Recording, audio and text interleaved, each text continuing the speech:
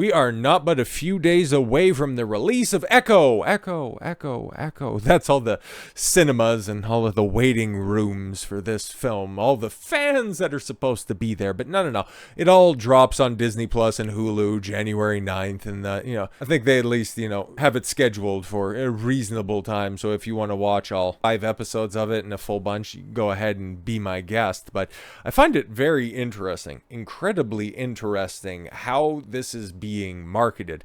It's not on Echo herself, okay? Because it's a fringe character, even in the comic books, and it was introduced in a show that few people talked about in the original Hawkeye.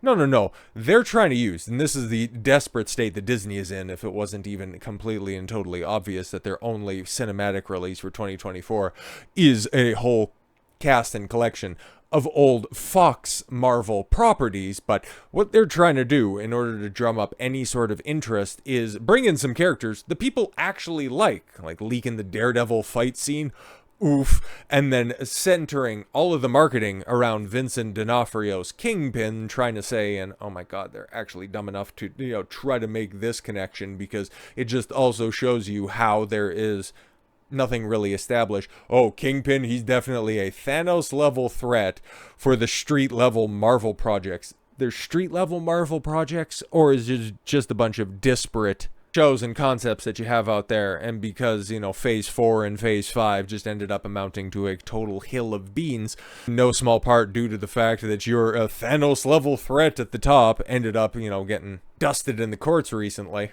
You're going to try to pilfer one of your most successful shows that you had no hand in, but because you guys, could just go ahead and pull the purse strings and you could just buy the characters instead of create them for yourselves. Congratulations. So now you're just trying to take all the goodwill that those characters have, and then just try to put them on your new, diverse, differently abled superhero. Good luck on making that work, because the behind-the-scenes scuttle on this one is that they've tried to cancel Echo 7 ways from Sunday.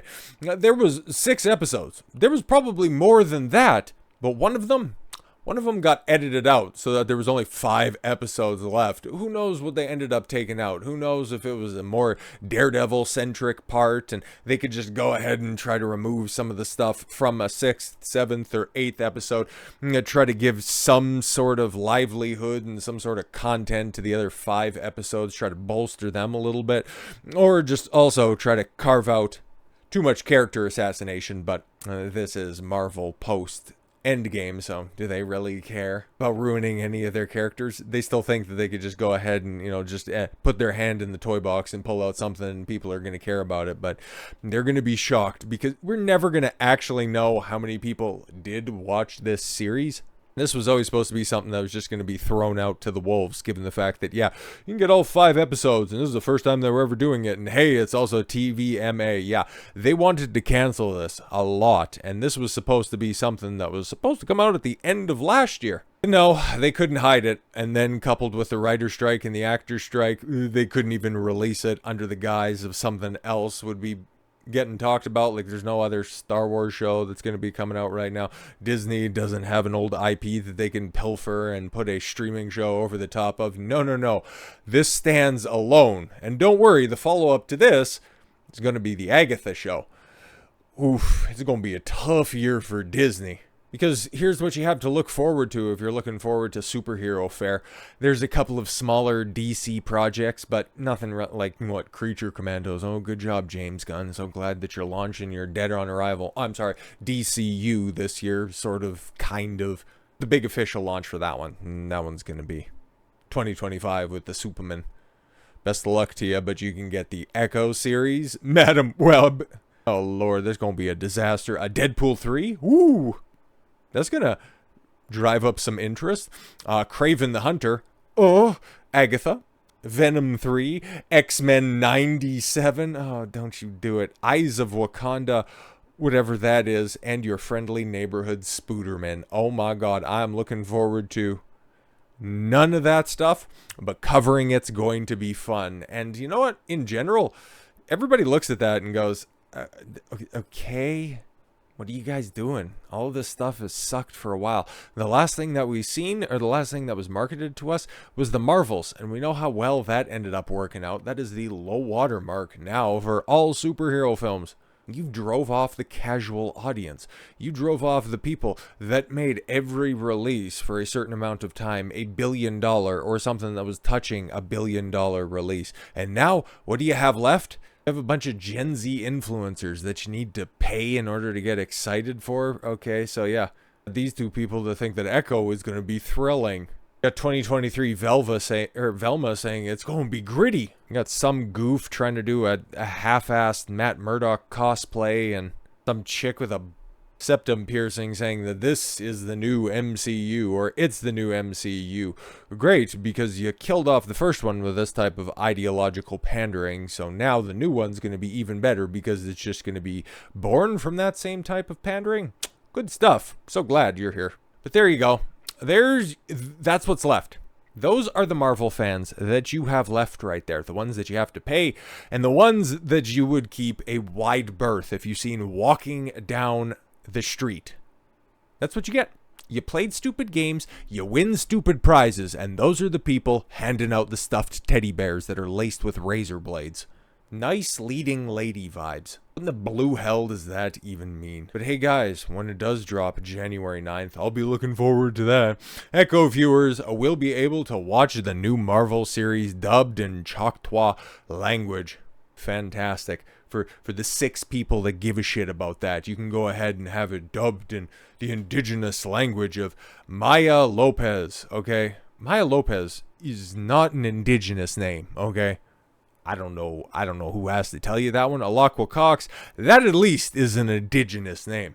Somebody who is quarter native, somebody who has grown up around several reservations, a whole bunch of native people.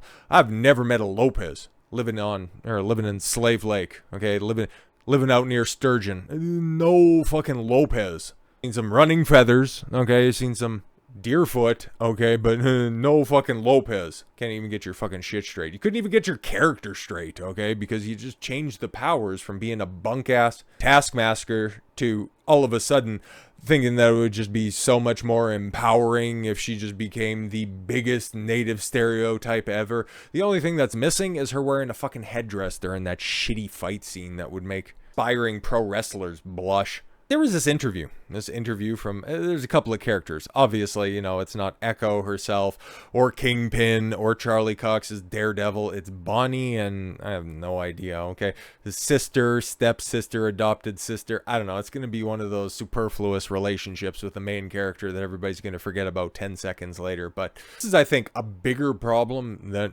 really emphasizes why there's no cultural impact to any of these new Marvel films, any of these new Marvel series that are out there. It's because they're not making it for the audience. And I know, a lot of people have also made mention of that, and a lot of people have noticed this stuff as well. It's just driving this point home that these people actually don't care about the audience, and they hold just outright contempt for them. This is all their own selfish endeavors. And I think that it's perfectly emphasized with this question right here. Sure. Speaking of authenticity, can you talk about what this series means to you guys being a part of it? I think... See, it's always important because, guys, we need to talk about me. I'm the actor. What about the days when you cared about the character? The actor, yeah, you know, you would just be happy if it was somebody who had a track record, somebody who was talented. But no. What does this mean to you? I don't care. That being a part of Echo means so much. I think all of us have really wanted to be in the MCU for a long time, but for it to be with this project specifically, I think it just means that we get to tell stories from our communities, but one... Oh my god, see, it's about me from my community. That's what's important. Ones that are good can stand alone on their own. Yeah, they need to stand alone on their own. How many other cameos and how much other additional help is this series get? Oh, right. I think so many people feel like this project might be checking boxes in some way, but Sounds like a little bit insecurity from the studio out there. Oh, it just might seem like it's checking boxes. Yeah, it's almost like, okay, when you're actually focusing on the titular character, you're focusing on the fact that she's disabled and that you can't escape the overarching Native American representation. No, it's not just checking boxes, but they're using just, direct YouTuber critic vernacular. Interesting. It's a great story, first and foremost, that happens to center around an Indigenous Choctaw community and around a deaf Indigenous protagonist. Absolutely. Now, what did you guys learn about yourselves through playing Henry and Bonnie? I got to think about this. At least maybe that guy was like, just a paycheck. Now I actually got to think about, what did it mean for me? I don't know, a lot of time trying to memorize lines. I know, sorry. No, you're good. I think what I learned about myself portraying this was... Oh, right, I need to insert a cringe warning on this one. That I have a lot of hearing privilege. She signed it, guys. She signed it. I'm a lot of hearing privilege. Yeah. I have a lot of hearing privilege, being somebody who walks around the world as a hearing person, and... As a hearing person. Oh my god, you're also a birthing person. I think I was... Oh, with a bonus hole. That's so great. I was also honored to be able to begin to learn ASL. I'm still learning ASL and want to continue moving forward long after this project. I'm so happy you got to do that because nobody else is going to give a single shit. The only thing that's going to be checked out, and it'll be so funny, like if Disney, Hulu ever do have to release their viewing figures for this stuff, because kind of know that they want to get some advertisers. It's kind of like what Amazon is doing by just inserting ads, because they know that Amazon Prime Video, yeah, it's kind of a big drag. For as much as they could just go ahead and kind of float everything out there for a little while, just have it as an additional benefit of your Prime subscription, when they continue to spend hundreds of millions, and in the case of Rings of Power, $1 billion on a shitty zero return streaming show, well, now they're going to have to get an influx of cash if they want to keep this thing bolstered. So the same thing's eventually going to happen to Hulu, Disney, whenever they roll that all together, because the streaming bubble has very much burst, and we're just going to be, eventually at a point in time, we're going to be down to maybe 3 or 4 services. But anyways, I'll just be interested, okay? So for as much as they want to go ahead and push all of this representation is super important, but we're just not checking boxes, the episodes that do end up getting watched, are they going to be the more Daredevil and Kingpin focused stuff? That's what I want to know about, because Echo just kind of seems actually also kind of keeping in a good line with current Marvel projects by just backseating the main character. Happened in Loki, happened in Hawkeye, happened in, all the movies that are out there. The main character just kind of gets replaced by somebody else.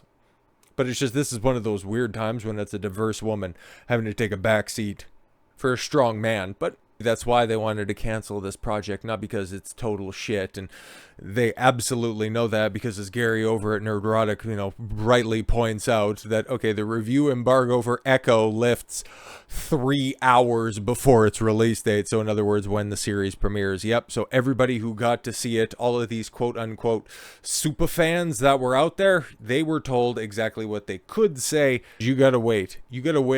Basically. Till the show rolls right out. Some people can talk about whoever has been granted special privilege for the first 3 episodes. I don't know why you're dropping it all at the same time, but no. The special protected access media class. I can go ahead and talk about the first 3 episodes and how great and stunning and gritty and grounded the project is. But then when everybody has the opportunity to see it, then the full series embargo can release. Can't wait.